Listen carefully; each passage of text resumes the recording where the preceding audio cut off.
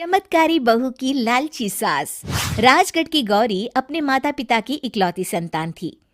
गौरी के पिता मेहनतकश किसान थे। वो सारा दिन खेतों में काम करते। गौरी अपनी माँ का किचन में हाथ बटाती। वो जंगल से लकड़ियाँ बीनती और माँ के चूल्हे में मदद करती। एक दिन वो जंगल में लकड़ी बीनने गई थी कि तभी उसे रोने की आवाज आती है।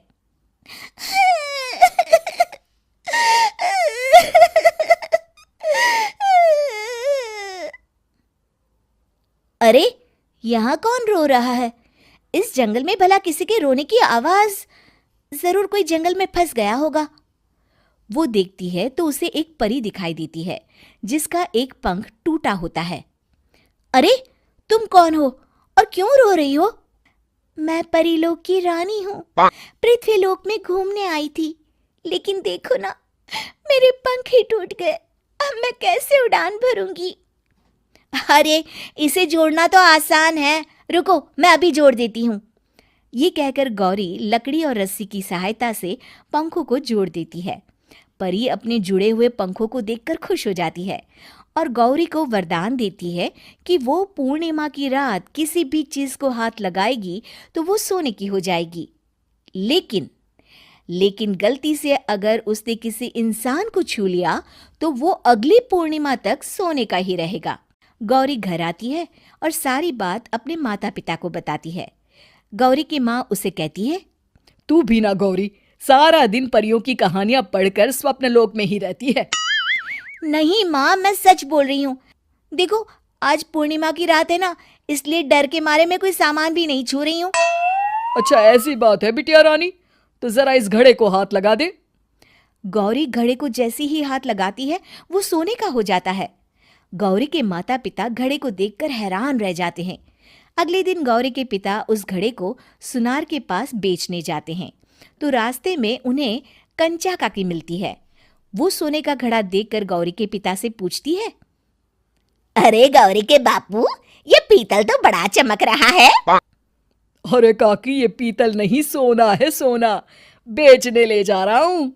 अरे, कहीं कोई लॉटरी लग गई है क्या? इतना सोना? गौरी के पिता काकी को गौरी को परी द्वारा दिए वरदान के बारे में बताते हैं। काकी गौरी के पिता की बात सुनकर सोच में पड़ जाती है और फिर अगले दिन काकी गौरी के घर आती हैं। गौरी के बापू, तुम्हारे लिए मैं खुशखबरी लाई हूँ। तभी गौरी की माँ पूछती है, क्या खुशखबरी है काकी? अरे, तुम्हारी बेटी का रिश्ता मैं अपने बेटे से करना चाहती हूँ। अरे, कब तक अपनी सयानी लड़की को घर पर बिठा कर रखोगी? हाँ, देखो काकी, मैं ऐसे ही व्यक्ति से अपनी बेटी की शादी कराऊंगा जो गौरी के वरदान से नहीं, उसके गुणों को समझे। अरे, हमें तो गौरी के गुण अच्छे लगे, इसीलिए तो आ गई हूँ मैं। फिर गौरी के माँ बाप मान जाते हैं और उसकी शादी काकी के बेटे से हो जाती है। अगले दिन, अरे गौरी, कल पूर्णिमा की रात है। तुम्हारे पिताजी परी के वरदान के बारे में बता रहे थे, तो मैं ना कुछ चीजें रख दूंगी, जरा हाथ लगा देना। तभी गौरी का पति वहां आ जाता है और अपनी माँ से कहता है, माँ, क्या जरूरत है गौरी के वरदान को इस्तेमाल करने की? वैसे भी मेरी मेहनत से घर तो चल ही रहा है ना। और गौरी के पिता ने भी यही कहा था कि वो ऐसे ही व्यक्ति से उनकी बेटी की शादी करेंगे जो गौरी के वरदान से नहीं, उसके गुणों को समझे। अरे बस कर किताबी बातें। तेरे लिए क्या लड़कियों की कमी थी जो मैं ये किसान की बेटी घर ले आती? और सुन गौरी, कल अगर तूने सारी चीजों को सोने का नहीं किया तो मैं तुझे घर से निकाल दूंगी और अपने बेटे की दूसरी शादी करवा दूंगी, समझी? इतना कहकर गौरी की सास वहां से चली जाती है।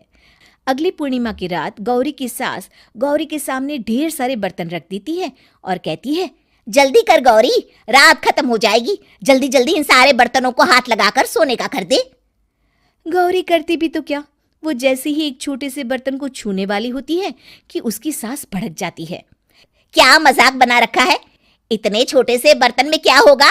ये ले, ये बड़ा वाला बर्तन। जैसे ही बड़ा सा बर्तन लेकर गौरी की सास उसकी तरफ बढ़ती है, वैसे ही बर्तन के बाहर से वो धड़ाम से गिर जाती है। सास को गिरा देख गौरी उन्हें संभालने दौड़ती है और वो सास को हाथ लगाकर कहती है, अरे सासू माँ, क्या हो गया आपको? कहीं चोट तो नहीं लगी ना? लेकिन जैसे ही वो हाथ सास से हटाती है तो देखती है कि उसकी सास सोने की हो गई है। गौरी सोनी की सास को देखकर रोने लगती है और अपने पति से कहती है, मुझे परी ने कहा था कि अगर मैं किसी इंसान को हाथ लगाती हूँ तो वो अगली पूर्णिमा तक सोने का ही रहेगा। अब मैं क्या करूँ? अरे करना क्या है, माँ को उठाकर अलमारी में रख दो। और हाँ, लालच का फल बुरा ही होता है। ज्यादा बड़े बर्तन को सोने का बनाने के चक्कर में माँ का ये हाल हुआ है। ये कहकर वो दोनों माँ की तरफ देखने लगते हैं।